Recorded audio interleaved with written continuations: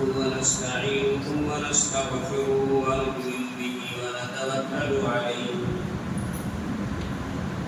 ونعوذ بالله من شرور أنفسنا ومن سيئات أعمالنا من يهده الله فلا مضل له ومن يضلل فلا هادي له ونشهد أن لا إله إلا الله وحده لا شريك له ونشهد أن سيدنا وسندنا وشفيعنا وحبيبنا مولانا محمدا عبده ورسوله أما بعد فقد قال الله تبارك وتعالى في القرآن المجيد والفرقان الحميد أعوذ بالله من الشيطان الرجيم بسم الله الرحمن الرحيم لقد جاءكم رسول من أنفسكم عزيز عليه ما عنتم حريص عليكم بالمؤمنين رؤوف رحيم فإن تولوا فقل حسبي الله لا إله إلا هو عليه توكلت وهو رب العرش العظيم آمنت بالله صدق الله مولانا العظيم وبلغنا رسوله النبي الكريم ونحن على ذلك لمن الشاهدين والشاكرين والحمد لله رب العالمين اللهم صل على سيدنا مولانا محمد في أول كلامنا اللهم صل على سيدنا مولانا محمد في أوسط كلامنا اللهم صل على سيدنا مولانا محمد في آخر كلامنا بزرگان محترم اسلامی بھائی اور عزیز ساتھیو،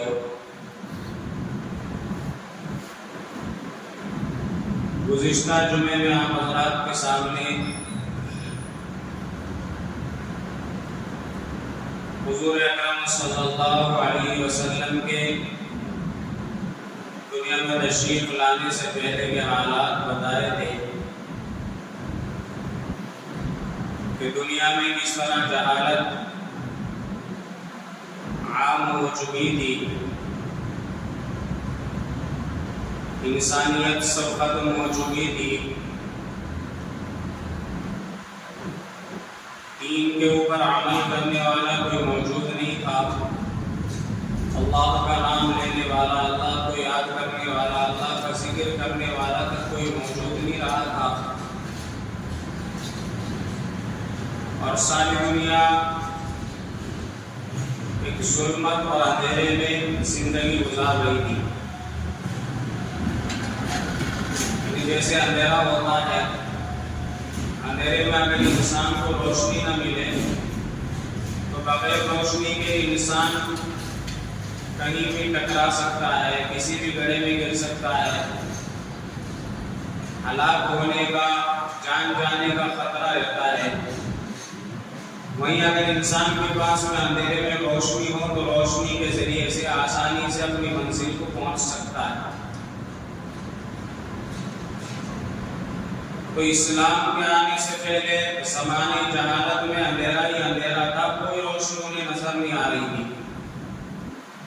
کوئی انہیں اچھی بات سمجھانے والا موجود نہیں تھا، کوئی انہیں بتانے والا، ڈرانے والا، غلط کام سے روکنے والا موجود ہی نہیں تھا، بلکہ غلط کام کرنے والوں کو تسلی دی جاتی، ساتھ دیا جاتا تھا کہ اچھا کام کر رہے ہو۔ کوئی کسی کو قتل کر کے آتا تو اس کے خاندان قبیلے والے اس کی تعریف کرتے، اس کی شان میں اشعار پڑھتے تھے، اور اس کے لیے باقاعدہ جشن منایا جاتا تھا کہ آج یہ فلاں کو قتل کر کے آ گیا، دشمن کو قتل کر کے آ گیا۔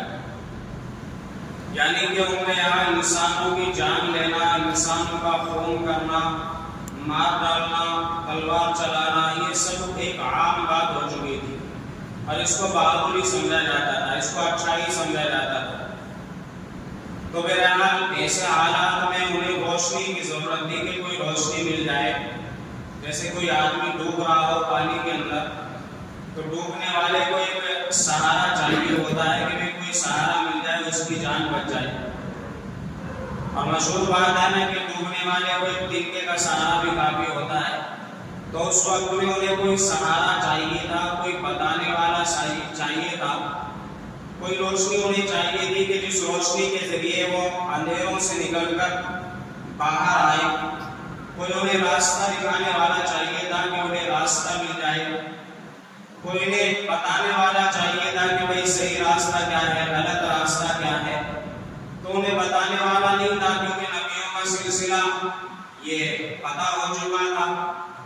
میں نے آپ کو بتایا تھا گزشتہ ہفتے میں بھی کہ حضرت عیسیٰ علیہ السلام کے بعد ہمارے نبی صلی اللہ علیہ وسلم کے دور تک کوئی نبی کوئی پیغمبر درمیان میں نہیں گزرے. تقریباً 600 سال کا فاصلہ ایسا گزرا ہے کہ کوئی نبی نہیں آئے. اب نبی نہیں تھے تو کون سمجھاتا انہیں, کون بتاتا کہ اللہ کی بات مانو, اللہ کے اوپر ایمان لاؤ اور اللہ کو اپنا رب مانو. کوئی بتانے والا نہیں تھا. اسی لیے بس اندھیرا ہی اندھیرا چھا گیا تھا, ظلمت ہی ظلمت, گناہ ہی گناہ, بے حیائی, ہر طرف قتل و غارت گیری, ہر طرف چوری ڈاکہ اور غریبوں کو ستانا, ظلم کرنا, عورتوں پر ظلم کرنا, یہ ساری چیزیں بالکل ان کے لیے ایک عام بات ہو چکی تھی. اس کے بعد میں پھر اللہ تبارک و تعالیٰ نے جب ہمارے نبی صلی اللہ علیہ وسلم کو بھیجنے کا ارادہ فرمایا تو اب ان کے لیے ایک روشنی بن کر ہمارے نبی صلی اللہ علیہ وسلم تشریف لائے. اور جیسا کہ دیکھا جاتا ہے کہ جب رات ہوتی ہے تو رات میں اندھیرا چھایا ہوتا ہے, تو رات ختم ہونے سے پہلے اور دن نکلنے سے پہلے کچھ روشنی ظاہر ہونا شروع ہو جاتی ہے, جسے ہم صبح صادق بھی کہتے ہیں. یعنی سورج ابھی نہیں نکلتا تو صبح صادق میں اذان سے پہلے ایک روشنی ظاہر ہوتی ہے, ایک سفیدی ظاہر ہوتی ہے, جو اس بات کی علامت ہوتی ہے کہ اب اندھیرا ختم ہو گیا ہے, اب رات ختم ہو گئی ہے اور اب سورج آنے والا ہے. تو سورج کے آنے سے پہلے کچھ علامتیں, کچھ نشانیاں آنا شروع ہو جاتی ہیں. اسی طرح کبھی کبھی جب بارش آتی ہے تو بارش آنے سے پہلے کچھ بادل, کچھ سائے آنا شروع ہو جاتے ہیں, جس سے ہم اندازہ لگاتے ہیں کہ بارش آنے والی ہے, بادل آ رہے ہیں, ہوائیں آ رہی ہیں تو بارش آنے والی ہے. یعنی جب کوئی بڑی چیز آنے والی ہوتی ہے تو اس سے پہلے کچھ علامتیں, کچھ نشانیاں آنی شروع ہو جاتی ہیں, جس بات سے اندازہ لگتا ہے کہ اب کوئی بڑا کام آنے والا ہے, اب کوئی بڑی چیز آنے والی ہے. تو اسی طرح ہمارے نبی صلی اللہ علیہ وسلم کے دنیا میں تشریف لانے سے پہلے بہت سارے واقعات ایسے رونما ہونے شروع ہو گئے جس سے لوگوں نے اندازہ لگا لیا کہ اب کچھ نہ کچھ ہونے والا ہے, اب دنیا میں انقلاب آنے والا ہے, اب بدلنے والا ہے. یہ حالات, جو حالات اب اس وقت میں دنیا میں تھے, جو حالات جہالت کے پیدا ہو گئے تھے, جو حالات ظلم اور بربریت کے پیدا ہو گئے تھے, تو لوگوں کو پھر اب ایک روشنی نظر آنے لگی کہ اب یہ حالات ختم ہونے والے ہیں اور اب حالات بدلنے والے ہیں اور اب ہماری زندگیاں انسانیت کی زندگیوں میں بدلنے والی ہیں. اور جو یہود و نصارہ تھے, جو عیسائی تھے, جو یہودی تھے, جنہوں نے تورات کو پڑھا تھا, جنہوں نے زبور کو پڑھا تھا, جنہوں نے انجیل کو پڑھا تھا, انہوں نے بھی ان حالات کو, ان واقعات کو دیکھ کر سمجھ لیا تھا کہ اب یہ جو حالات ہیں یہ نبی آخر الزمان صلی اللہ علیہ وسلم کے تشریف لانے کے حالات اور واقعات ہیں. انہیں پتہ چل گیا تھا, اندازہ ہو گیا تھا کہ یہ حالات عام حالات نہیں ہیں, یہ واقعات جو دنیا میں آ رہے ہیں یہ عام واقعات نہیں ہیں, بلکہ نبی آخر الزمان صلی اللہ علیہ وسلم کی آمد کو بتا رہے ہیں. جس طرح سورج کے آنے سے پہلے روشنی آتی ہے تو اس طرح ہمارے نبی صلی اللہ علیہ وسلم کے آنے سے پہلے واقعات آنا شروع ہو گئے. مثلا اصحاب فیل کا واقعہ, یعنی ہاتھی والوں کا واقعہ, ہاتھی ابرہہ بادشاہ جو تھا اس کا واقعہ انشاءاللہ میں تفصیل سے بتاؤں گا. تو ابرہہ بادشاہ وہ ہاتھیوں کو لشکر لے کے خانہ کعبہ کو گرانے آیا تھا, تو اللہ تعالیٰ نے اس لشکر کو ختم کر دیا. یہ واقعہ ہمارے نبی صلی اللہ علیہ وسلم کے پیدا ہونے سے پہلے یہ واقعہ رونما ہو رہا ہے. آب زمزم جس کو آج ہر حج کرنے والا, ہر عمرہ کرنے والا, بلکہ ہر مسلمان ایک برکت سمجھ کر کے پیتا ہے, تو یہ آب زمزم جو ہے یہ بند ہو چکا تھا, کہیں نام و نشان بھی اس کا نہیں رہا تھا. یہ ہمارے نبی صلی اللہ علیہ وسلم کے آنے سے پہلے ظاہر ہو رہا ہے.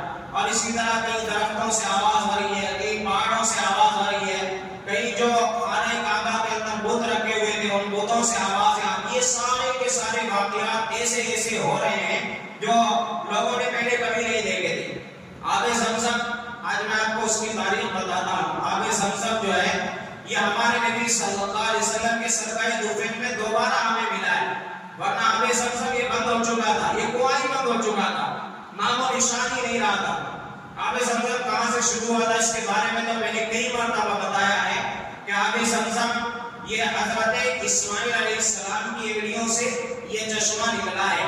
حضرت جبرائیل علیہ السلام آئے تھے جہاں پر حضرت اسماعیل علیہ السلام اپنی ایڑیاں رگڑ رہے تھے، وہاں پر آ کر حضرت جبرائیل علیہ السلام نے اپنا پر مبارک مارا تھا، وہاں سے چشمہ جاری ہوا تھا جسے آب زمزم کہا جاتا ہے، زمزم کا پانی جسے کہا جاتا ہے.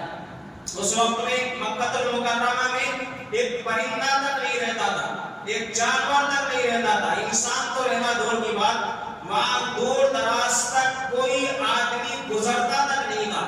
یہ ایسا علاقہ تھا جہاں آج خانہ کعبہ ہے، جہاں آج مکہ المکرمہ شہر بسا ہوا ہے. وہاں پر حضرت اسماعیل علیہ السلام اور ان کی والدہ حضرت ہاجرہ علیہ السلام کو لے جا کے حضرت ابراہیم علیہ السلام نے چھوڑا تھا. اس کے بعد میں پھر اللہ کے حکم سے وہاں پر وہ چشمہ جاری ہوا. اس کے بعد میں ایک قبیلہ وہاں سے گزر رہا تھا جسے جرہم کہا جاتا ہے. جب وہ ایک دور دراز علاقے سے گزر رہا تھا تو انہوں نے گزرتے گزرتے ایک پرندے کو وہاں پر دیکھا. انہوں نے پہچان لیا کہ یہ پرندہ تو اگر آس پاس میں پانی ہوتا ہے تو یہ پرندہ رہتا ہے، ورنہ یہ پرندہ بغیر پانی کی جگہ نہیں رہتا ہے. تو انہوں نے کہا کہ بھئی تلاش کرو، اس پرندے کے پیچھے جاؤ، شاید کہیں کوئی پانی کا چشمہ نظر آ جائے. کیونکہ پہلے زمانے میں دور دراز تک کئی کلومیٹر چلے جایا کرتے تھے، 15 20 کلومیٹر تک پانی کا ایک قطرہ تک نہیں ملتا تھا. آدمی کے پاس میں اگر پانی ختم ہو جائے تو اس کے زندہ رہنے کے آثار ختم ہو جاتے تھے. ایسے پہلے زمانے میں حالات تھے. اور خاص طور سے مکہ المکرمہ کا جو علاقہ، یہ تو سارا کا سارا پہاڑی علاقہ تھا، وہاں تو دور دراز تک کہیں پانی کا قطرہ تک موجود نہیں تھا. تو بہرحال انہوں نے اس پرندے کا پیچھا کیا، وہ اڑتا اڑتا آب زمزم کے پاس میں پہنچ گیا. وہاں پر جب وہ قبیلے والوں نے دیکھا کہ بھئی وہاں تو ایک چشمہ ہے اور پانی وہاں سے ابل رہا ہے اور وہ بھی صاف اور شفاف پانی، تو انہوں نے جا کے اپنے قبیلے والوں کو بتایا کہ وہاں تو ایک چشمہ ہے اور بڑا بہترین مزیدار پانی وہاں پر موجود ہے. تو وہ سارا کا سارا قافلہ وہاں پر پہنچا. انہوں نے وہاں پر آوازیں لگائی تو وہاں تو کوئی نظر نہیں آیا، کیونکہ وہاں تو صرف حضرت ہاجرہ علیہ السلام اور اسماعیل علیہ السلام موجود تھے. تو میرا حضرت ہاجرہ پردے میں تھی. انہوں نے کہا کہ کیا بات ہے بتاؤ. تو قافلے والوں نے کہا کہ ہم تھوڑا سا پانی لینا چاہتے ہیں، اگر آپ اجازت دیں. تو حضرت ہاجرہ علیہ السلام نے فرمایا کہ ٹھیک ہے، اجازت ہے، پانی لے لو، پی لو. اس کے بعد میں قافلے والوں نے پانی لیا اور پی لیا. انہوں نے کہا کہ اصل میں ہمارے پاس رہنے کے لیے کوئی جگہ نہیں ہے، ہم اسی طرح در بدر پھرتے رہتے ہیں، اور آپ سے ہماری گزارش یا درخواست ہے کہ آپ ہمیں یہاں رہنے کی اجازت دے دیں. ہم یہاں رہیں گے، پانی بھی ہمارے پاس میں موجود رہے گا، اپنے خیمے یہاں پر لگا لیں گے اور ہمارا گزارا بسر ہو جائے گا. تو حضرت ہاجرہ علیہ السلام نے اسے شرط لگائی کہ دیکھو رہنے کی اجازت تو میں دے دوں گی، لیکن شرط یہ ہے کہ اس پانی کے اوپر اور یہاں کسی چیز کے اوپر تمہارا قبضہ نہیں ہوگا. بعد میں چل کر تم کہنے لگو یہ پانی ہمارا ہے، یہ کنواں ہمارا ہے. یہ پانی صرف اللہ کے لیے وقف رہے گا، اس کے اوپر کوئی قبضہ نہیں کرے گا، کوئی اپنا حق نہیں جمائے گا. انہوں نے شرط منظور کر لی کہ ہمیں منظور ہے، ہم اس پانی کو صرف استعمال کریں گے مگر اپنا حق نہیں جمائیں گے. بہرحال وہاں پر وہ قبیلہ رہا. تو سب سے پہلے مکہ المکرمہ جو آباد ہوا ہے وہ حضرت اسماعیل علیہ السلام، حضرت ہاجرہ علیہ السلام، اور اس کے بعد میں قبیلہ جرہم وہاں پر آگے آباد ہوئے ہیں. انہوں نے آگے اپنے خیمے لگائے ہیں. وہاں سے مکہ المکرمہ کی آبادی شروع ہوئی ہے، ورنہ مکہ المکرمہ کا نام و نشان تک نہیں تھا. اور وہاں پر اس مکے کا نام مکہ المکرمہ بھی نہیں تھا، پکا تھا، یعنی با سے پکا اسے کہا جاتا تھا. چھوٹی سی ایک بستی، چھوٹا سا ایک قافلہ وہاں پر رہنے لگا. اس کے بعد میں حضرت اسماعیل علیہ السلام وہیں بڑے ہوئے. بڑے ہونے کے بعد میں اسی قبیلے سے شادی کی. اس کے بعد میں حضرت اسماعیل علیہ السلام کی اولاد ہوئی. تو حضرت اسماعیل علیہ السلام کی اولاد کو بنو اسماعیل کہا جانے لگا اور اس قبیلے کو بنو جرہم کہا جانے لگا. وہاں سے قبیلہ بڑھنا شروع ہوا. اس کے بعد میں ایک قبیلہ حضرت اسماعیل علیہ السلام کی اولاد کا بنا، اور ایک قبیلہ وہ جو وہاں سے باہر سے آیا تھا قبیلہ بنو جرہم وہ بن گیا. لیکن دونوں قبیلوں میں پہلے بڑی محبت رہی جب تک حضرت اسماعیل علیہ السلام کا دور تھا. 130 سال کی عمر میں حضرت اسماعیل علیہ السلام کا جب انتقال ہو گیا، نئی نسل آباد ہوئی، تو اس کے بعد میں آپس میں اتفاقیاں شروع ہو گئی. آپس میں ذرا سی بات پر پھر لڑائیاں شروع ہو گئی، ذرا سی بات پر آپس میں اتفاقی ہونے لگی. تو اس کے بعد میں ایک بڑی لڑائی ہوئی جس میں قبیلہ بنو جرہم نے آ کے حضرت اسماعیل علیہ السلام کی اولاد پر حملہ کیا. اب یہ قبیلہ جرہم چونکہ بڑا قبیلہ تھا، اب بہت زیادہ تعداد ان کی تھی، تو انہوں نے آ کے حضرت اسماعیل علیہ السلام کی اولاد پر غلبہ پا لیا اور ان کو وہاں سے نکال دیا. کچھ لوگ وہاں گئے تو ان کے بعد پر آمادہ ہو گئے، کچھ وہاں سے چھوڑ کر دوسری جگہ پر چلے گئے. تو اس طرح وہاں پر قبیلہ بنو جرہم کا قبضہ ہو گیا. اب انہوں نے خانہ کعبہ پر بھی قبضہ کر لیا اور آب زمزم پر بھی انہوں نے قبضہ کر لیا. اب ان کا قبضہ یعنی حضرت اسماعیل علیہ السلام کی اولاد سے قبیلہ بنو جرہم کا قبضہ ہو گیا. بڑے ایک لمبی مدت تک ان کا قبضہ اس کے اوپر رہا. اس کے بعد میں پھر جب بنو اسماعیل بڑھے، انہوں نے جا کر کے لوگوں کو بتایا کہ بھئی دیکھو یہاں حضرت ابراہیم علیہ السلام کے بیٹے اسماعیل علیہ السلام آئے تھے، انہوں نے یہ آ کر کے یہاں خانہ کعبہ بھی بنایا تھا، آب زمزم بھی تھا، ساری چیزیں انہوں نے بتائی. تو لوگوں کو پتا چلا کہ بھئی یہ تو ظلم ہوا ہے، انہوں نے غلط کیا ہے، انہوں نے تمہیں وہاں سے نکال دیا، حالانکہ حق تو تمہارا یعنی مکہ المکرمہ آباد ہوا حضرت اسماعیل علیہ السلام سے اور انہیں کو وہاں سے نکال دیا گیا. تو لوگوں نے کہا یہ تو غلط ہوا ہے، چلو ہم تمہارا ساتھ دیں گے. پھر لوگوں نے مل کر کے اس قبیلہ بنو جرہم پر حملہ کیا اور قبیلہ بنو جرہم کو وہاں سے بھگایا. انہوں نے جاتے جاتے کیا کیا، رات میں جس دن یہ صبح میں نکلنے والے تھے، رات میں جو مکہ المکرمہ خانہ کعبہ کے اندر علامتیں نشانیاں رکھی ہوئی تھی، وہ ساری علامتیں یعنی جو پہلے زمانے سے علامتیں آ رہی تھی، حضرت ابراہیم علیہ السلام کی بہت ساری علامتیں نشانیاں، نبیوں کی علامتیں نشانیاں، اور اسی طرح بہت ساری سونے اور چاندی کے بہت سارے خزانے خانہ کعبہ کے اندر رکھے ہوئے تھے. انہوں نے جاتے جاتے غصے میں وہ ساری کی ساری چیزیں اٹھائی اور آب زمزم کا جو کنواں تھا اس کنویں کے اندر وہ ساری چیزیں ڈال دی اور اوپر سے پتھر ڈال کر کے اور مٹی ڈال کر کے آب زمزم کو بالکل بند کر دیا. اب یہ بالکل بند ہو گیا، نام و نشان تک نہیں رہا کہ یہاں پر آب زمزم بھی تھا. اس کے بعد میں لوگ ایک ایک کر کے وہاں آنا شروع ہوئے اور آ کر کے آباد ہونا شروع ہوئی. خانہ کعبہ کو تو صاف کر دیا، مگر آب زمزم کی طرف کسی کا نظر اور کسی کا ارادہ تک نہیں ہوا کہ آب زمزم کو بھی دوبارہ ہمیں دیکھنا چاہیے کہاں تھا، کس جگہ تھا، کیونکہ میں نے نشانی بھی ختم کر دی تھی. ایک لمبا زمانہ اسی طرح گزرا. حضرت ابراہیم علیہ السلام کا زمانہ کہاں، اسماعیل علیہ السلام کا زمانہ کہاں، اور ہمارے نبی صلی اللہ علیہ وسلم کا زمانہ کہاں. کئی ہزار سال اسی طرح گزر گئے. ایک روایت میں 2500 سال، ایک روایت میں 3000 سال کا زمانہ حضرت ابراہیم علیہ السلام اور ہمارے نبی صلی اللہ علیہ وسلم کے درمیان گزرا ہے. یعنی اتنے ہزار سال گزر گئے اور آب زمزم جو ہے بند پڑا ہوا ہے. اب لوگ خانہ کعبہ میں حج کرنے کے لیے بھی آ رہے ہیں، عمرہ کرنے کے لیے بھی آ رہے ہیں، مگر اپنا پانی لے کے آتے ہیں اور چلے جاتے ہیں. آب زمزم سے سب محروم ہیں، اب تک سب محروم ہیں. جتنے بھی اس سے پہلے حج کرنے لوگ آئے ہیں، عمرہ کرنے آئے ہیں، جتنے انبیاء گزرے ہیں، کسی کے ذریعے سے آب زمزم کو اللہ تبارک و تعالیٰ نے دوبارہ شروع نہیں کرا ہے. اس میں اللہ کی بڑی حکمت ہے، بڑی مصلحت ہے کہ اللہ تبارک و تعالیٰ نے جب چاہا تبھی کرا ہے.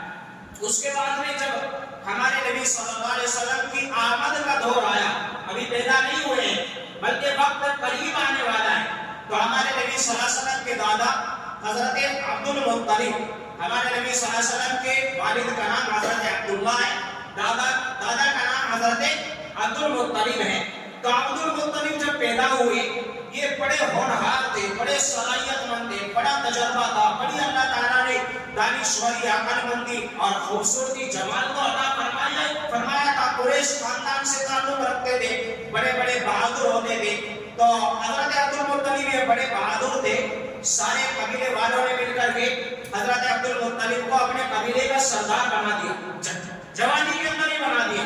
یعنی ان کی بہادری دیکھ کر اور ان کا حسن و جمال اور ان کی عقل مندی اور ان کا تجربہ، جو فیصلہ کرتے کرتے, سب تجربے کا فیصلہ کرتے, تو سب نے مل کر ان کو سردار بنایا. اس کے بعد میں جب یہ سردار اپنے قبیلے کے بنے تو عرب نے ان کی مہارت دیکھی کہ بھائی بڑے ماہر آدمی ہیں, تو سارے عرب نے مل کر پھر مکہ المکرمہ کا متولی بھی ان کو بنا دیا, یعنی صدر, ذمہ دار. خانہ کعبہ کی ساری چابیاں ان کے حوالے کر دی. اب جب یہ خانہ کعبہ کے ذمہ دار بنے تو لوگ حج کرنے کے لیے آتے, یہ اپنے اونٹ, لوگوں کی مہمان نوازی اتنی کرتے, اپنے اونٹ ذبح کر دیا کرتے, اپنی بکریاں ذبح کر دیا کرتے, خود اپنے ہاتھوں سے ان کی خدمت کیا کرتے تھے. اور ایسی خدمت کیا کرتے کہ لوگ جا کر کے اپنی تعریف کرتے کہ بھائی خدمت کرنے والا جیسا عبد المطلب ہے, جیسا ہم نے کسی کو نہیں دیکھا. اتنی خدمت کرتے ہیں, اتنی مہمان نوازی کرتے ہیں, اتنا اکرام کرتے ہیں, اتنا ادب کرتے ہیں, اتنی عزت کرتے ہیں کہ اپنی جان تک نچھاور کر دیتے ہیں. تو بہرحال ان کے چرچے ہونے لگے. تو ساری چیزیں اللہ نے ان کو بہترین دولت سے بھی نوازا تھا, مال سے نوازا تھا, تو اونٹ بھی ذبح کر دیا کرتے, سب کچھ مہیا کر دیا کرتے. مگر ایک فکر ان کو لگی رہی تھی, مکہ المکرمہ میں پانی کا انتظام نہیں ہے. حاجی پانی کی وجہ سے بہت سارے حاجیوں کو پریشانی ہوتی, بہت سارے حاجی بیمار ہو جاتے, پانی دور دراز تک نہیں ملتا تھا. اب حاجی لوگ حج کرنے کے لیے آ رہے ہیں, عمرہ کر رہے ہیں, حج کر رہے ہیں, طواف کر رہے ہیں, پانی موجود نہیں ہے. تو کئی جگہ کنویں کھدوائے گئے مگر وہ پانی پینے کا جو مزیدار پانی ہوتا ہے وہ نہیں نکلا. تو یہ اللہ سے دعا مانگا کرتے, اللہ کوئی چشمہ نکال دے, یہاں پر پانی کا انتظام کرا دے, اللہ سے دعا کیا کرتے. روایت میں علماء کرام نے لکھا ہے کہ جب عرب کے اندر جہالت پھیل گئی تو سارا عرب بتوں کی پوجا کرنے لگا تھا, سارا عرب بت پرست بن گیا تھا. مگر ایسے دور میں بھی ہمارے نبی صلی اللہ علیہ وسلم کے دادا حضرت عبد المطلب ہمارے نبی صلی اللہ علیہ وسلم کے جد امجد حضرت ابراہیم علیہ السلام کے دین پر عمل کیا کرتے تھے. یعنی جو دین حضرت ابراہیم علیہ السلام کا چلا ہوا آ رہا تھا تو حضرت عبد المطلب اسی دین کے مطابق زندگی گزارا کرتے تھے, شرک نہیں کیا کرتے تھے. لوگ شرک کرتے, بتوں کے سامنے پوجا کرتے, مگر حضرت عبد المطلب وہی عبادت کیا کرتے جو عبادت حضرت ابراہیم علیہ السلام کرتے ہوئے آئے تھے. بہرحال اللہ سے دعا مانگا کرتے, روز کسی فکر میں رہتے. تو جب ہمارے نبی صلی اللہ علیہ وسلم کی آمد کا زمانہ قریب آنے والا ہے اور حضرت عبد المطلب خانہ کعبہ کے متولی ہیں, ذمہ دار ہیں, تو ایک رات سو رہے ہیں, خطیب کے پاس میں سو رہے ہیں, تو اللہ تبارک و تعالیٰ نے خواب میں دکھایا کہ ایک آدمی آتا ہے اور آنے کے بعد میں حضرت عبد المطلب سے کہتا ہے کہ انفر البرہ, اب برہ کھولیے. تو حضرت عبد المطلب نے خواب میں اس سے پوچھا فمن برہ, یہ برہ کیا چیز ہے یہ تو بتاؤ. اس نے کوئی جواب نہیں دیا, چلا گیا. اب سارا دن حیران ہے, پریشان ہے, تعجب میں ہے. کوئی رات خواب آیا, کسی نے کہا یہ کو تو ہے کیا چیز, مجھے تو کچھ نہیں پتا, نہ کچھ بتایا, بس چلا گیا. اگلی رات بھی اسی جگہ پر سوئے. پھر اسی طرح ایک آدمی آیا خواب میں اور آنے کے بعد میں کہا ایک مضمونہ, مضمونہ کو دو. تو حضرت عبد المطلب نے سوال کیا ومن مضمونہ, مضمونہ کیا یہ تو بتاؤ. پھر چلا گیا, کچھ نہیں بتایا. پھر سارا دن حیران ہے, پریشان ہے, اللہ سے دعائیں مانگ رہے, اللہ کیا ہے یہ, سمجھ میں نہیں آ رہا, مجھے سمجھا دے. یہ کبھی کوئی آتا ہے یہ کھو دو, کبھی کہتا ہے مضمونہ کھو دو, سمجھ میں نہیں آ رہا کیا ہے. اگلی تیسری رات آئی, پھر اسی جگہ پر جا کے سوئے اور اسی حالت میں سو رہے ہیں, سوچ رہے ہیں شاید آج جواب مل جائے گا. تو پھر کوئی آیا, اس نے کہا یہ طیبہ, طیبہ کو دو. تو پھر سوال کیا وہ طیبہ کیا ہے یہ طیبہ, تو کوئی جواب نہیں دیا, چلا گیا. 3 راتیں اسی طرح گزر گئی. آنے والا کوئی کہتا ہے یہ کھو دو, پھر دوسری رات ہے یہ کھو دو, الگ الگ نام لے کر کے کہتا ہے کھو دو, کھو دو. کیا کھودنا ہے, کیا کرنا ہے, کچھ سمجھ میں نہیں آیا. پھر اس کے بعد میں جب 3 راتیں گزر گئی, 4تھی رات آئی تو پھر آ کر بتانے والے نے خواب میں بتایا کہ پھر زمزم کھو دو. پھر سوال کیا حضرت عبد المطلب نے, یہ تو بتاؤ وما زمزم, زمزم کیا ہے یہ تو بتاؤ. تو پھر بتانے والے نے بتایا زمزم ایک ایسا پانی ہے, ایسا کنواں ہے جس کا پانی کبھی خشک نہیں ہوتا ہے, جس کا پانی کبھی کم نہیں ہوتا ہے, جس سے حاجی لوگ سیراب ہوا کریں گے, وہ کھو دو. پھر اس کے بعد میں کچھ علامتیں اور نشانیاں ساری اس نے بتائی. بہرحال عبد المطلب صبح میں بیدار ہوئے, بیدار ہونے کے بعد میں جا کر وہ علامتیں دیکھی تو جہاں پر آج زمزم کا کنواں ہے وہاں پر اصحاب اور نائلہ نامی 2 بت رکھ دیے گئے تھے. یعنی کنواں ختم ہو گیا تھا. یہ ہمارے نبی صلی اللہ علیہ وسلم کی آمد کے صدقے طفیل ورنہ ان برکات سے ہم محروم ہو جاتے. وہاں پر بت رکھے ہوئے تھے, 2 بت, اساف اور نائلہ. اور یہ اساف اور نائلہ میں آپ کو اپنی بات روک کے بتاؤں کون تھے اساف اور نائلہ. ایک زمانے میں خانہ کعبہ جب کچی دیوار کا, کچی مٹی کا بنا ہوا تھا, اور اسی طرح دروازہ نہیں تھا, کھلا ہوا رہتا تھا, کوئی بھی آتا عبادت کر کے جاتا رہتا, کسی کو کوئی روک ٹوک نہیں تھی. ایک کوئی جوڑا یعنی ایک مرد اور ایک عورت دور دراز سے سفر کر کے آیا اور خانہ کعبہ میں وہ آرام کرنے لگا. اس نے دیکھا کوئی نہیں ہے تو ان بدبخت ملعونوں نے خانہ کعبہ کے اندر یہ غلط کام کا ارتکاب کر لیا. خانہ کعبہ کے اندر یعنی جو اللہ کا پاکیزہ گھر ہے, جو اللہ کا مقدس گھر ہے, جہاں پر لوگ عبادت کرنے آتے ہیں, جہاں لوگ حج کرنے عمرہ کرنے آتے ہیں, اور انہوں نے وہاں پر غلط کام کا ارتکاب کر دیا. اب ایک تو غلط کام کا ارتکاب کرنا, اللہ کی نافرمانی کرنا یعنی اتنا بڑا گناہ ہے, اور اوپر سے خانہ کعبہ کے اندر کرنا. فوراً اللہ کی پکڑ آئی, اللہ کا عذاب فوراً آیا, اور ان دونوں کو اللہ تعالیٰ نے فوراً پتھروں کی شکل میں بدل دیا. اسی حال میں لوگ جب آئے دیکھا کہ اسی حال میں جس حال میں تھے اسی حال میں وہ پتھر کے بن گئے, مورتی بن گئے. لوگوں نے صبح میں آ کے دیکھا یہ کیا ہوا. لوگ سمجھ گئے کہ غلط کام میں ارتکاب کر رہے تھے, اللہ کا عذاب آیا ہے.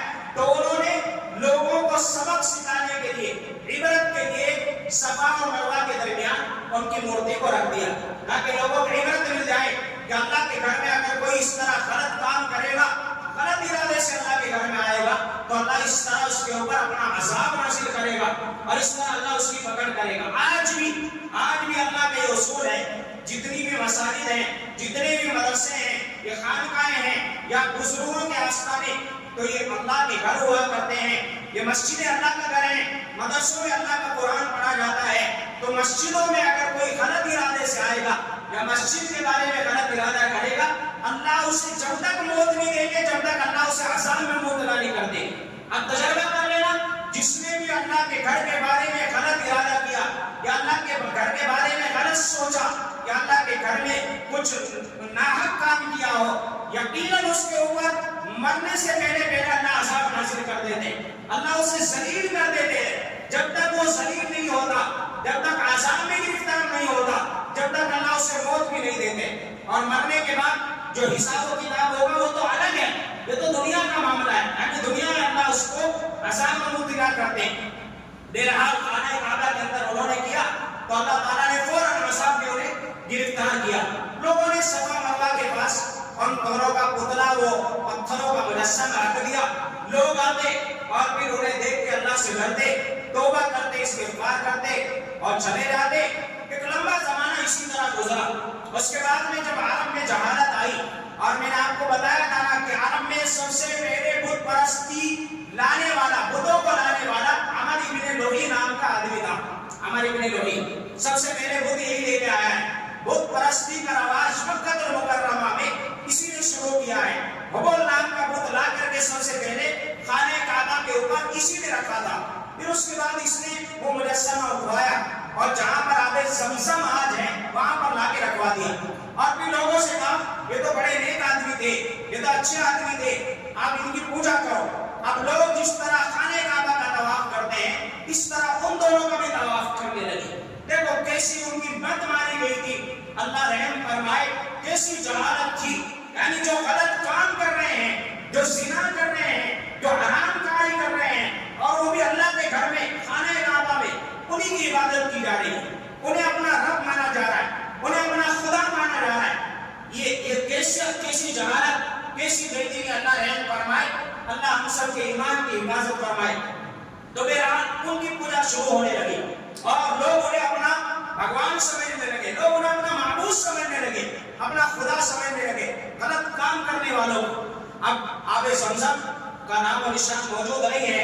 حضرت عبد المطلب کو خواب میں بتایا گیا جہاں پر وہ رکھے ہوئے ہیں وہیں پر آب زمزم ہے, وہیں کھودنا ہے. تو حضرت عبد المطلب صبح میں بیدار ہوئے, مکہ کے سرداروں کو جمع کیا اور جمع کرنے کے بعد میں سارے حالات سنائے.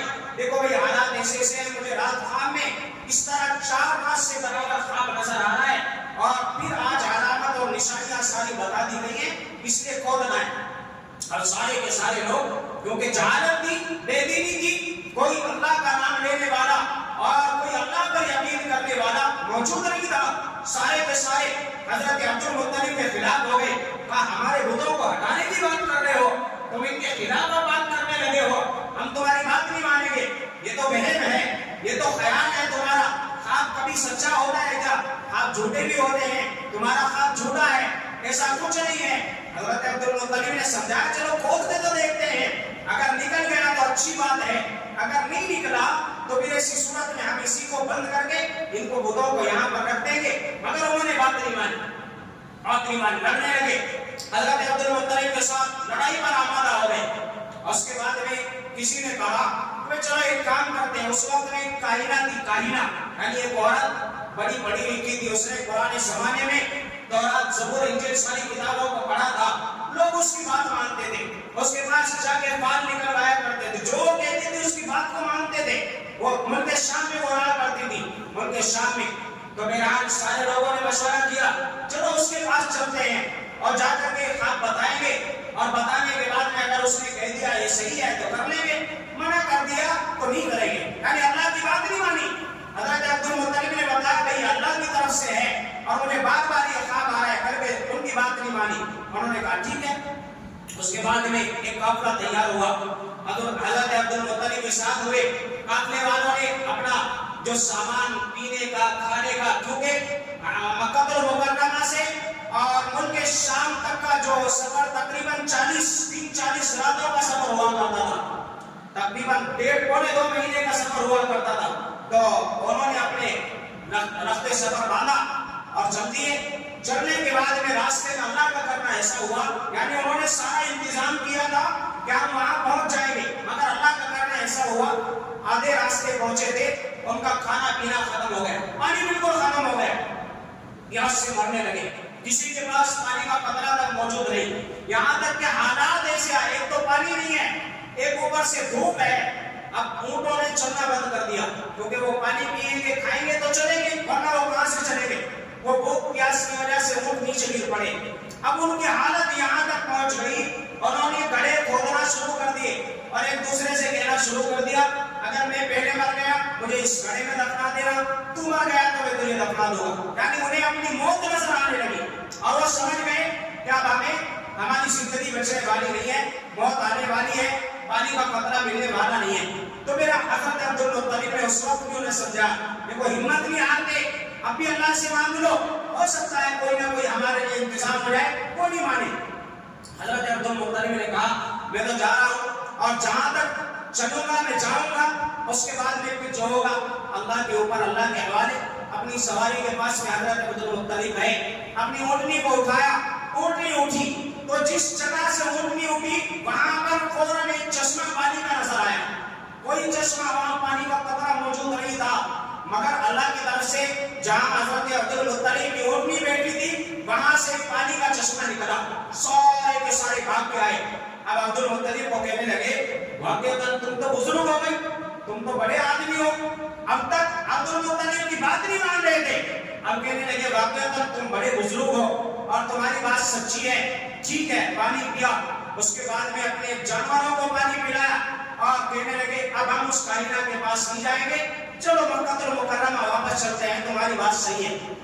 واپس آ گئے، مکہ المکرمہ آئے.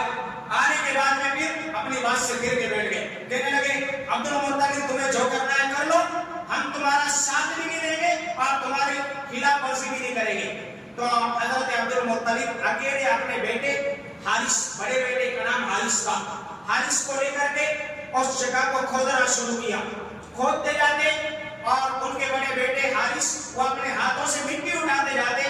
سارے مکہ والے کھڑے ہو کر مذاق اڑاتے، یہ دیوانہ ہو گیا ہے، یہ مجنون ہو گیا ہے، یہ پاگل ہو گیا عبد المطلب. یہاں پانی کا قطرہ کہاں سے آئے گا، یہاں پانی کا کنواں کہاں سے نکلے گا، دور دراز تک پانی نہیں ہے، باپ دادا ہمارے اسی طرح چلے گئے ہیں، ان کو پانی کا قطرہ نہیں ملا، اسے کہاں سے پانی مل جائے گا، مذاق اڑا رہے ہیں. اور دھوپ ہے، پسینے میں حضرت عبد المطلب شراب ہو رہے ہیں، ان کے بیٹے شراب ہو رہے ہیں، کوئی مدد تک نہیں کر رہا ہے، کوئی آپ کے ساتھ تک نہیں دے رہا ہے. اور اس طرح اکیلے حضرت عبد المطلب کودتے جاتے ہیں. جب ان کو دیکھا کہ وہ مذاق اڑا رہے ہیں اور اکیلے حضرت عبد المطلب ہیں تو حضرت عبد المطلب نے ایک نظر مانی، ایک منت مانی. کہا یا اللہ اگر یہاں واقعتاً چشمہ نکل آیا، پانی نکل آیا، تو میں اپنے بیٹوں میں سے 10 بیٹوں میں سے اگر 10 بیٹے تمہیں مجھے دے دیے، ایک بیٹا تیرے راستے میں قربان کر دوں گا، ذبح کروں گا. یہ منت مان لی. تو دیکھو منت ماننا صحیح ہے. آج غلط چیزوں کی منت مانتے ہیں. اگر کوئی آدمی کسی کام کے لیے منت مان رہا ہے تو وہ جائز ہے. مثلا کوئی آدمی منت مانے کہ بھئی اگر میرا پورا کام ہو گیا، میری نوکری لگ گئی، یا میرے یہاں بیٹا پیدا ہو گیا، تو میں 100 رکعت نفل نماز پڑھوں گا، یا 50 رکعت پڑھوں گا، یا اتنے روزے رکھوں گا، یا مسجد میں اتنے پیسے دوں گا، یا مدرسے میں بچوں کو کھانا کھلاؤں گا، یا ایک بکرا مدرسے کے بچوں کو یا غریبوں کو دے دوں گا. اس طرح جائز کام کی منت ماننا صحیح ہے اور ثواب کی چیز ہے. غلط کام کے لیے منت ماننا جائز نہیں ہے، کرنے والا گناہ گار ہے. بہرحال اس طرح حضرت عبد المطلب نے منت مانی کہ اگر میرا بیٹا پیدا ہوا اور 10 بیٹے پیدا ہوئے اور یہاں پر پانی نکل آیا تو ایک بیٹا اللہ کے راستے میں قربان کروں گا. تو اس طرح 3 دن تک برابر کھولتے رہے. 3 دن کے بعد میں وہاں پر جو اس قبیلے والوں نے سونے چاندی کی جو چیزیں تھی وہ چھپائی تھی وہ نکلنا شروع ہوئی. جب پہلے خزانہ نکلا تو سارے عرب والے بھاگ کے آگے کہنے لگے اس میں ہمارا بھی حصہ ہے. حضرت عبد المطلب نے کہا نہیں، اس میں کسی کا حصہ نہیں، یہ سارا خانہ کعبہ میں رکھا جائے گا. تم نے ساتھ نہیں دیا تھا، اس وجہ سے اب اس کے اوپر کسی کا حق نہیں ہوگا. چنانچہ حضرت عبد المطلب کھودتے گئے. پھر وہاں سے 90 پر 8 فٹ کھودا گیا. 90 پر 8 فٹ کھودا گیا. اس کے بعد میں وہاں سے زمزم کا کنواں نکلا اور زمزم کا وہ چشمہ جاری ہوا. تو حضرت عبد المطلب نے فوراً نعرہ لگایا کہ اللہ اکبر، اور یہی ہے حضرت اسماعیل علیہ السلام کا کنواں جو ان کی ایڈیوں سے جاری ہوا تھا. اور اتنے ہزاروں سال کے بعد اب اس کنویں کو کھولا گیا. تو حضرت عبد المطلب نے جب اس کا پانی پہلی مرتبہ پیا تو فرمایا وہی مزہ ہے، یعنی نہ مزے میں کوئی فرق آیا نہ ذائقے میں کوئی فرق آیا. اتنا کھودنے کے بعد پھر بھی اسی طرح مزہ ہے. تو حضرت عبد المطلب نے اس کا ایک حوض بنایا. اب لوگوں کے دل میں حسد شروع ہو گیا، جلن شروع ہو گئی کہ عبد المطلب نے کنواں کھود دیا ہے. اب تو عبد المطلب کے لوگ عزت کرنے لگے تھے. عبد المطلب نے ایک حوض بنا دیا. پانی وہاں جمع ہو گیا، صاف پانی نکل رہا ہے، شفاف پانی نکل رہا ہے. رات میں کچھ نوجوان آئے اور بدماش قسم کے اور حوض کو خراب کر کے چلے گئے. صبح میں حضرت عبد المطلب آئے اور دیکھا حوض خراب ہے. پھر باقاعدہ حوض کو پھر پورا صاف کیا. اس کے بعد میں پھر حوض بنایا، یعنی اکیلے کر رہے ہیں. اور صبح میں وہ کھڑے ہو کے مذاق لے رہے ہیں، رات میں آ کے خراب کر کے چلے جاتے ہیں اور صبح میں آ کے وہ مذاق اڑا رہے ہیں. تو حضرت عبد المطلب اسی طرح کئی راتیں گزر گئی. روزانہ وہ آتے ہیں، خراب کر کے چلے جاتے ہیں، اور حضرت عبد المطلب روزانہ صبح سے شام تک اس کو صحیح کرتے ہیں. پھر حضرت عبد المطلب نے کھڑے ہو کے اللہ سے دعا مانگی، اللہ میں صرف اس پانی کو پاک لوگوں کو پینے کی اجازت دیتا ہوں، اور اس میں کسی کو غسل کی یا خلیص کام کی اجازت نہیں دیتا. اس کے بعد میں اللہ تعالیٰ نے حضرت عبد المطلب کی دعا قبول فرمائی. اس کے بعد جو بھی غلط ارادے سے زمزم کے پاس جاتا اور اس میں غلط ارادے سے اپنا ہاتھ ڈالتا تو اللہ تعالیٰ اس کے ہاتھ کو شل کر دیتا، اس کا ہاتھ کام کرنا بند کر دیتا. کوئی پاؤں ڈالتا، اس کے پاؤں کے اندر ایک شدید قسم کی بیماری لاحق ہو جاتی. کوئی غسل کرتا زمزم کے پانی سے تو اس کے بدن کے اندر شدید قسم کی بیماری آ جاتی. جب اس طرح لوگوں نے دیکھا اور لوگ بیمار ہونا شروع ہوئے، پھر اس کے بعد میں لوگوں نے جانا چھوڑ دیا اور پھر لوگوں نے توبہ کی. اس طرح وہاں سے دوبارہ زمزم کا پانی میسر ہوا. تو یہ ہمارے نبی صلی اللہ علیہ وسلم کے آنے کی نشانی ہے. اللہ تعالیٰ ہمارے نبی صلی اللہ علیہ وسلم کے صدقہ طفیل میں زمزم کو دوبارہ جاری کرا رہے ہیں. خانہ کعبہ کے اندر جو بتیں رکھے ہوئے تھے ان بتوں کا خاتمہ ہو رہا ہے. کہ ہمارے نبی صلی اللہ علیہ وسلم کے آنے کی علامتیں نشانیاں ہیں. یہ جو پانی آج ہم برکت کے طور پہ پیتے اور پینا بھی چاہیے. ہمارے نبی صلی اللہ علیہ وسلم نے فرمایا کہ زمزم کے اندر اللہ تعالیٰ نے شفا رکھی ہے. ایک علامہ صحابی رحمت اللہ علیہ وہ نقل کرتے ہیں کہ ایک شخص آیا مکہ المکرمہ کے اندر اور اسے دیکھا کہ وہ ایک نادر قسم کی حالت میں آیا. اس کے اوپر خالص مار گیا ہے، سارا آدھا بدن کام کرنا بند کر دیا ہے، آدھا بدن کام کر رہا ہے. وہ آیا اور اسی طرح عذر بیماری کی حالت میں پڑا ہوا ہے. اگلی مرتبہ کچھ دنوں کے بعد میں پھر وہ فرماتے ہیں کہ میں جب دوبارہ گیا تو جانے کے بعد میں دیکھا وہ آدمی بالکل صحیح سالم ہے اور اچھا ہے، تندرست ہے۔ تو میں نے جا کے اس کے پاس میں پوچھا کہ بھئی آپ تو اتنے بیمار تھے اور پھر اس کے بعد میں آپ صحیح سالم نظر آ رہے ہو؟ تو انہوں نے بتایا کہ جب میں یہاں آیا، ایک غریب آدمی تھا، کوئی میرا علاج کرنے والا نہیں تھا۔ میں جب آیا تو میں نے اللہ کے نبی صلی اللہ علیہ وسلم کی ایک حدیث سنی تھی کہ زمزم کے اندر اللہ نے شفا رکھی ہے۔ تو میرے پاس میں ایک دوات تھی، دوات جانتے ہیں روشنائی، یعنی پہلے زمانے میں قلم اور دوات جس کے ذریعے سے انک جس کو کہا جاتا ہے انگلش میں، تو وہ دوات تھی، اس کے ذریعے سے میں لکھا کرتا تھا۔ تو میں نے اپنی دوات کے اندر تھوڑا سا زمزم کا پانی ڈالا اور پھر اس سے لکھنا شروع کیا۔ قرآن کریم کی آیت سورہ حشر کی آخری 3 آیتیں، هو اللہ الذی لا الہ الا هو عالم الغیب والشہادۃ هو الرحمن الرحیم، یہ آخری 3 آیتیں انہوں نے لکھی۔ اور اس کے بعد میں سورہ اسراء کی ایک آیت، وَلَئِن شِئْنَا لَنَذْهَبَنَّ بِالَّذِي أَوْحَيْنَا إِلَيْكَ ثُمَّ لَا تَجِدُ لَكَ بِهِ عَلَيْنَا وَكِيلًا، یہ آیتیں لکھی اور اس کے بعد میں ان کو زمزم کے پانی کے اندر گھولا اور اس کے بعد ان کو پی لیا اور پھر اللہ تعالیٰ سے دعا فرمائی۔ اللہ تعالیٰ نبی صلی اللہ علیہ وسلم نے فرمایا میں یقین کے ساتھ میں پی رہا ہوں، اللہ اس زمزم کے پانی اور حضور اکرم صلی اللہ علیہ وسلم کے صدقہ طفیل میں مجھے شفا عطا فرما۔ تو اس طرح اللہ تبارک و تعالیٰ نے میری بیماری کو بالکل ختم کر دیا اور اللہ نے مجھے شفا عطا فرما دی۔ تو اس طرح وہ آدمی بالکل شفا یاب ہوا۔ اسی طرح علامہ ابن القیم رحمۃ اللہ علیہ بڑے علامہ گزرے، لقب بھی ان کو علامہ عطا فرمایا، تو وہ بھی فرماتے ہیں کہ غربت کی حالت کی مکہ المکرمہ میں ان کے پاس کوئی ڈاکٹر علاج کرنے والا تک نہیں آتا تھا، انہوں نے بھی اسی طرح زمزم کے پانی کو شفا کی نیت سے پیا، اللہ تبارک و تعالیٰ نے اپنی بیماری کو بھی ختم فرما دیا۔ اس لیے علماء نے لکھا ہے کہ زمزم کے پانی کو جس مقصد کے لیے انسان پیے گا اللہ تعالیٰ اس مقصد میں اس کو کامیابی عطا فرمائے۔ کوئی آدمی پیاس کی وجہ سے پیے گا، اللہ اس کی پیاس کو ختم فرمائیں گے۔ کوئی بھوکا آدمی زمزم کو پیے گا، حالانکہ اگر کسی کو بھوک لگ رہی ہے پانی پی لے تو اس کی بھوک نہیں مٹتی ہے، مگر زمزم کے اندر اللہ نے خاصیت رکھی ہے، اگر زمزم کو کوئی انسان بھوکا انسان اس نیت سے پیے گا اللہ تبارک و تعالیٰ اس کی بھوک کو ختم فرما دیں گے۔ تو بہرحال زمزم کے اندر اللہ نے برکتیں رکھی ہیں، اللہ نے شفا رکھی ہیں، اسی وجہ سے علماء نے لکھا ہے کہ زمزم کے پانی کو قبلے کی طرف کھڑے ہو کر اللہ کا نام لے کر بسم اللہ پڑھ کر پینا شروع کرو اور 3 مرتبہ 3 سانس لے کر کے پیو اور اس کے بعد میں اللہ تبارک و تعالیٰ سے دعا مانگو، اللہم انی اسألک علما نافعا ورزقا واسعا وشفاء من کل داء، یہ دعا پڑھو، اللہم انی اسألک علما نافعا ورزقا واسعا وشفاء من کل داء، یہ دعا پڑھو جس کا مطلب یہ ہے کہ اللہ مجھے علم نافع عطا فرما، ورزقا واسعا اور کشادگی والا رزق عطا فرما، یعنی ایسا رزق جس میں برکتیں ہوں، جس میں اللہ کی طرف سے رحمتیں ہوں، یا اللہ وہ رزق عطا فرما، وشفاء من کل داء، اور یا اللہ مجھے ہر بیماری سے شفا عطا فرما۔ تو فرما جب یہ دعا پڑھیں گے انشاءاللہ اللہ تعالیٰ ہمیں علم نافع بھی عطا کریں گے اور اللہ تبارک و تعالیٰ ہمیں برکت والی روزی عطا فرمائیں گے اور اللہ ہر بیماری سے ہمیں شفا عطا فرمائے۔ تو اس وجہ سے حاجی لوگ جب وہاں سے زمزم کا پانی لے کے آتے ہیں تو اسے اپنے پاس میں رکھنا چاہیے۔